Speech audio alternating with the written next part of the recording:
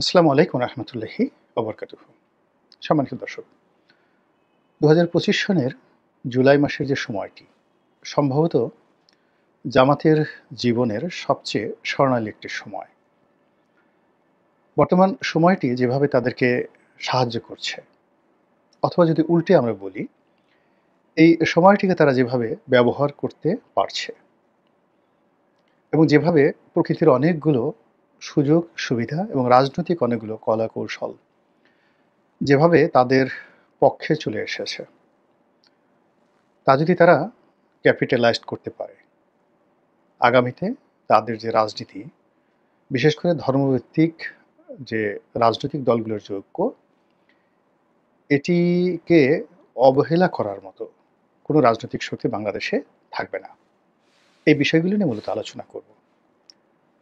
প্রথমত হলো যে বিএনপির যে বিশাল একটা সম্ভাবনা ছিল ২০২৪ সনের পুরোটা সময় জুড়ে, সেটি ২০২৫ সনে এসে ৩ থেকে ৪ বার এটি বাঁক নিয়েছে এবং ৩ থেকে ৪ বারই বিএনপি অনেকগুলো সুযোগ পেয়েছে, আর সেই সুযোগগুলো তারা হারিয়েছে। তারা একটা সুযোগ গ্রহণ করতে চেয়েছে, অন্যটা তাদের হাত থেকে ফসকে গিয়েছে।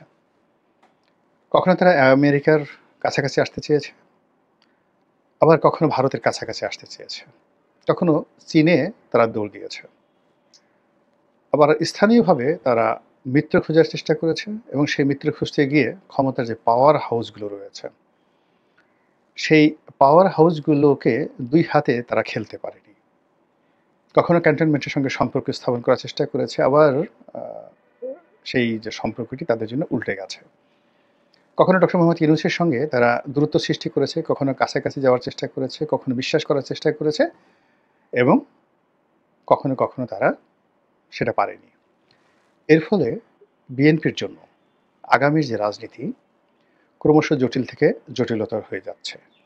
দ্বিতীয়ত, এখানে যদি বিএনপির একেবারে ক্লিন ইমেজ ধরেন, সেটা বেগম খালেদা জিয়ার। তো বেগম খালেদা জিয়ার বয়সের কারণে, অসুস্থতার কারণে মূলত তাকে একটা মনুমেন্ট হিসেবে বা একটা, যাকে বলা হয় অলংকার হিসেবে, বিএনপির গলায় বা বিএনপির মাথায় সেটা বসিয়ে রাখা যেতে পারে। কিন্তু বিএনপির নেতৃত্বের যে জায়গাটি, সেটি তারেক রহমানের হাতে। এখন তারেক রহমানের নেতৃত্বটিকে যেভাবে তিনি গত ১৬-১৭ বছর ধরে প্রতিকূল অবস্থায় টিকিয়ে রেখেছিলেন, অনুকূল অবস্থাতে সেটা তার জন্য বুমেরাং হয়ে গেছে।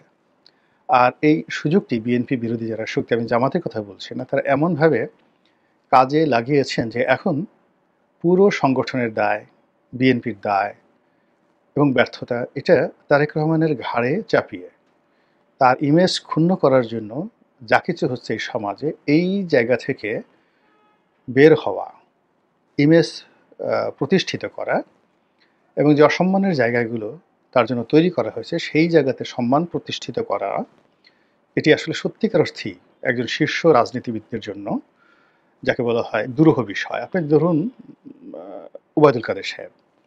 এখন ওবায়দুল কাদের সাহেবের নাম হয়ে গেল কাউয়া কাদের। তো যখন ওবায়দুল কাদেরের নাম কাউয়া কাদের হয়ে গেল, সেই দিন কিন্তু ওবায়দুল কাদের ক্যারিয়ার শেষ। একইভাবে যদি বিএনপির মির্জা ফখরুল সাহেবের নামের সঙ্গে এরকম কোনো নাম, যেমন শালিক যুক্ত হলো, যেমন শালিক ফখরুল, তাহলে তার রাজনীতির শেষ। তো সেই দিক থেকে দেখুন যে বিএনপির যারা শীর্ষ নেতা, মোরালের সবাই কিন্তু তাদের ইমেজটা ধরে রেখেছে। অন্যদিকে সালাউদ্দিন সাহেব, তারেক রহমান সাহেবের রিপ্রেজেন্টেটিভ হিসেবে আসার সঙ্গে সঙ্গে সেই সালাউদ্দিন, মানে রয়ের এজেন্ট সালাউদ্দিন, তো নাম হয়ে গেল কি সালাউদ্দিন, এস আলম সালাউদ্দিন, ইত্যাদি ইত্যাদি নানা রকম কথাবার্তা। তো এই জিনিসগুলো থেকে মানে উনি আর বের হতে পারবেন না, কখনো বের হতে পারবেন না।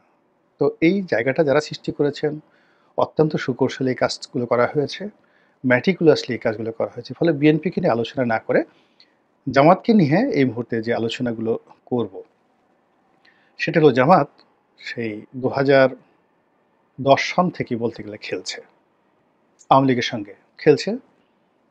Plan A, plan B, plan C, plan D খেলছে।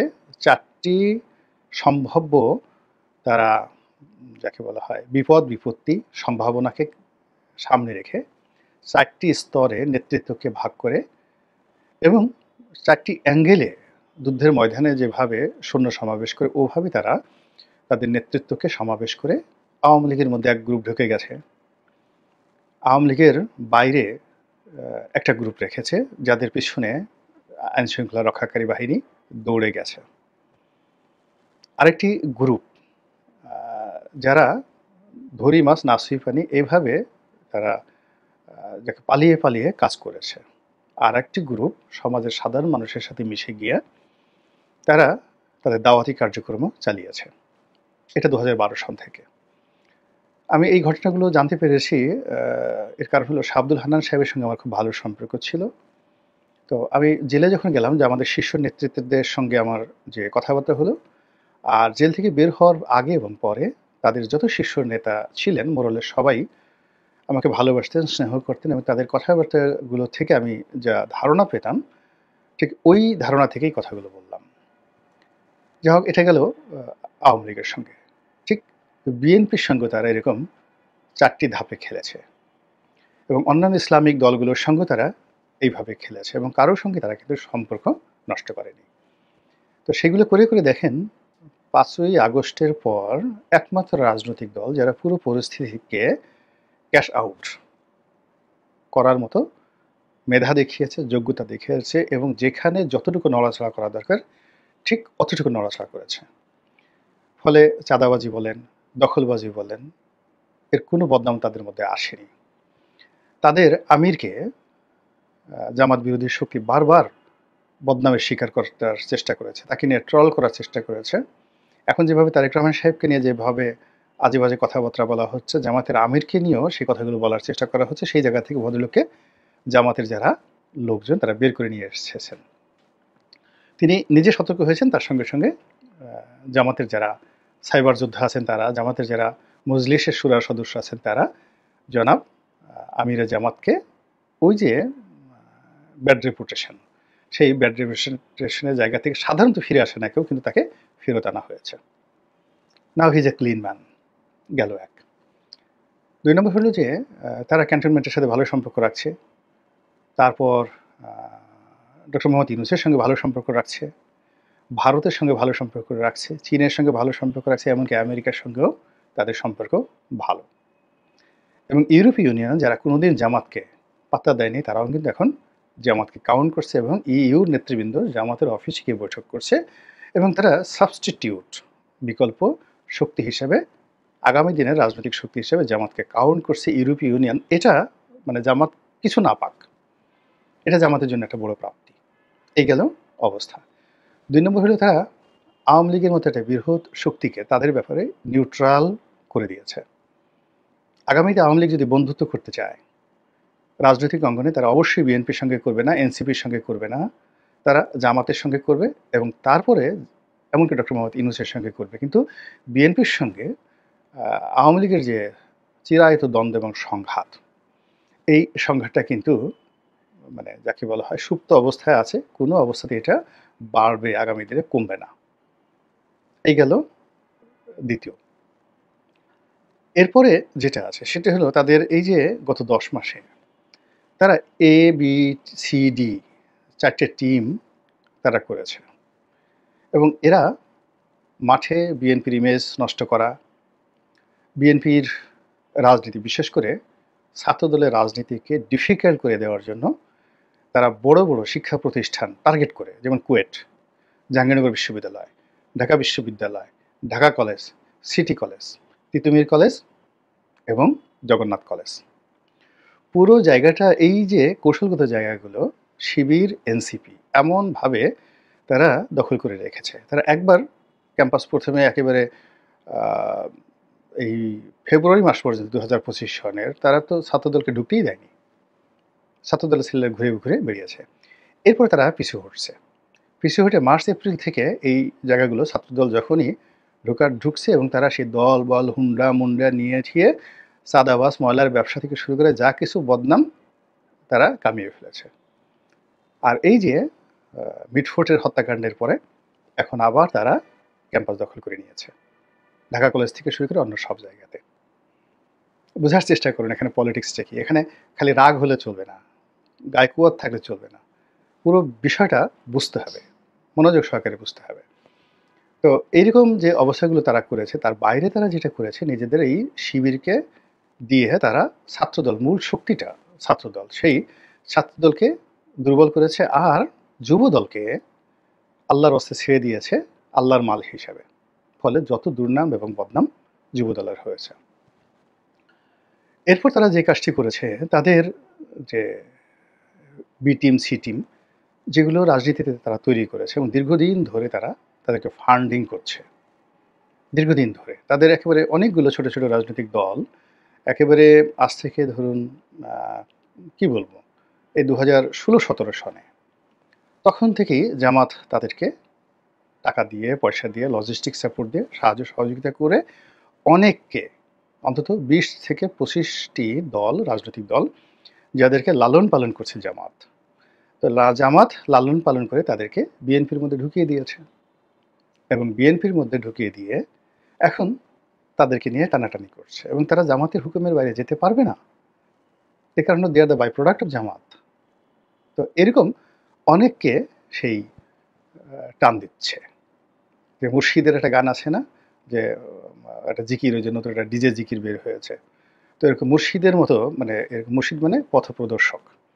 তো এরকম জামাত যাদেরকে পথ প্রদর্শন করছে রাজনীতিতে, ওই তাদের সুতোটা মানে জামাতের হাতে। আর যারা একবার রাজনীতিতে টাকা তোলার, চাঁদা গ্রহণ করার বা অন্যের সাহায্য নিয়ে, যাকে বলা হয় রাজনীতি করার, যাদের অভ্যাস গড়ে ওঠে, তারা জিন্দিগিতে নিজের পায়ে দাঁড়াতে পারে না। এদের মৃত্যু পর্যন্ত এইভাবে চলতে হয় পরগাছা হিসাবে। এটা সেই যে বঙ্গবন্ধুর জমানা থেকে শুরু করে আজ পর্যন্ত সবার মধ্যেই একই অবস্থা। আপনি যদি একবার পরগাছা হয়ে যান, মানে আপনার যদি ফাইন্যান্সিয়াল স্ট্রেংথ না থাকে, তারপরে নিজস্ব বিষয়ে সিদ্ধান্ত নেওয়ার ক্ষমতা না থাকে, এবং নিজের যদি ব্যাকবোন বা মেরুদণ্ড না থাকে, তাহলে রাজনীতিতে আপনি কখনো দাঁড়াতে পারবেন না। তো এভাবে ধরেন বিএনপি অনেকগুলো দল, যখন বিএনপি ভালো অবস্থাতে ছিল, তারা তৈরি করেছে মূলত আওয়ামী লীগকে দুর্বল করার জন্য। শেখ পরিবারের কাউকে আনা হয়েছে, এটা এরশাদ সাহেবও করেছেন, মূলত আওয়ামী লীগকে দুর্বল করার জন্য। নচেৎ শেখ পরিবারের যে লোকের মন্ত্রী বানানো হয়েছে, ওটা দরকার ছিল না। ছাত্রলীগ থেকে একজনকে এটা এনে আনা হয়েছে, এরশাদ সাহেব এনেছেন। ছাত্রদল থেকে এনে একেবারে সরাসরি মন্ত্রী বানিয়ে দিয়েছেন। এগুলো মূলত দলকে মানে দুর্বল করার জন্য। তো এই কাজগুলো বিএনপি যেভাবে করেছে, জামাতও ঠিক একইভাবে এই কাজগুলো করেছে অন্য কৌশলে। তারা যেই বিএনপির যে বড় বড় হাতগুলো রয়েছে, যে হাতগুলো শক্তিশালী হাত বিএনপির, এই হাতগুলোকে দুর্বল করে দিয়েছে। প্রথমত তাদেরকে বুদ্ধি দিয়ে, পরামর্শ দিয়ে, টাকা দিয়ে তাদের সাথে সম্পর্ক করে, আবার সেই সম্পর্কটা যখন কেন্দ্রীয় নেতৃত্বে তাদের কাউন্টার গ্রুপের কাছে দিয়ে একটা কেওয়াজ অ্যান্ড কনফিউশন তৈরি করা হয়েছে। ফলে বিএনপির যত শীর্ষ নেতাদের মধ্যে যে দূরত্ব, এবং তারেক রহমান সাহেবের সঙ্গে অনেক সিনিয়র নেতাদের যে দূরত্ব, এই দূরত্বের পিছনে একটা জামাতি কৌশল এবং ভাইব কাজ করছে। এই গেল এক। ২ নম্বর হলো যে ছোট ছোট যে রাজনৈতিক দলগুলো, তারা তো আগে থেকেই বললাম যে ফান্ডিং করে তারা জামাতের এজেন্ট রূপে তারা বিএনপির সাথে থেকেছে, আর তাদেরকে নিয়ে জামাত ২-১জনকে ছড়িয়ে নিয়ে এনেছে। আগামীতে আরও অনেককে ছাড়িয়ে আনার জন্য তারা রেডি হয়ে আছে। এবং দেখা গেল যে একেবারে শেষ মুহূর্তে বিএনপির উপর জামাতের যে কূটকৌশল, সেই কূটকৌশলটা এমনভাবে আবর্তিত হবে যে ২ চোখে অন্ধকার দেখা ছাড়া বিএনপির আর কোনো কিছু থাকবে না। এখন এই যে কৌশলগুলো, জামাতের এই কৌশলগুলো বা জামাতের এই ফেজ অফগুলো, এগুলো বিএনপির যারা শীর্ষ নেতৃবৃন্দ রয়েছেন, তারা কখনোই কাউন্ট করেননি। এমনকি এখনও তারা কাউন্ট করছে না।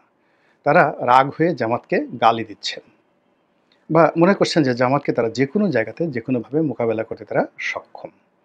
কিন্তু এই যে টেকনোলজির যুগে, এখানে সামাজিক মাধ্যম, গণমাধ্যম এবং একই সঙ্গে ইনভেস্টমেন্ট, এই ৩টে জিনিস জামাত যেভাবে করছে, ওভাবে বিএনপি পারছে না। বিএনপি ধরুন যেখানে বিএনপি এক জায়গাতে ৳১০ চাঁদা কালেকশন করছে একটা কমিটি গঠন করার জন্য। আবার বাইরে থেকে চাঁদা কালেকশন করছে একটা দোকান বা একটা ব্যবসা পাওয়ার জন্য, ওই জায়গাতে তো জামাত যাচ্ছে না। অন্যদিকে জামাত যে কাজটা করছে, বিএনপি শুধু আনাকুম, শুধু নিচ্ছে। কিন্তু তারা তো কাউকে দিচ্ছে না, টাকা পয়সা দিচ্ছে না। তাদের সাথে যারা সহযোগী আছে, ধরুন ২০ থেকে ২৫টা বা ৩০টি রাজনৈতিক দলের সাথে বিএনপির সম্পর্ক আছে। তো বিএনপি তাদেরকে তো ওইভাবে সাহায্য করছে না আর্থিকভাবে যেভাবে জামাত করছে। ফলে কি হচ্ছে? যখন টানাটানি হচ্ছে, সেই টানাটানির ক্ষেত্রে জামাত এগিয়ে যাচ্ছে এবং বিএনপি সর্বশেষ ধরেন আ যে ২০২৪ সালের নির্বাচনের আগে আওয়ামী লীগ যেভাবে সেই যাকে বলা হয় মেজর জেনারেল যে সৈয়দ মোহাম্মদ ইব্রাহিম, তারপর আমাদের বরিশালের ব্যারিস্টার শাহজাহান ওমর, তাদেরকে যেভাবে টান দিয়েছিল আওয়ামী লীগ, যদি আওয়ামী লীগ টার্গেট করে ওই একইভাবে আরও ২০-২৫ জনকে টান দিত, বিএনপির মানে কারা, কারা আওয়ামী লীগের পক্ষে নির্বাচন করার জন্য ১০ পায়ে দাঁড়ানো ছিল, তারেক রহমান সাহেবের উচিত ছিল এই বিষয়গুলো নিয়ে শাহজাহান ওমর সাহেবের সাথে কথা বলা, অন্তত তথ্যের জন্য। কিন্তু এই জিনিসগুলো যদি উনি জানতেন বা ওনার কাছে এই তথ্যগুলো থাকতো, তাহলে তিনি ভালো করতে পারতেন।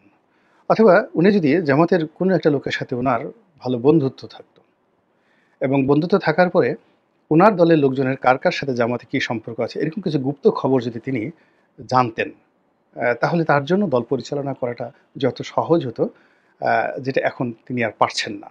একে তো তিনি দূরে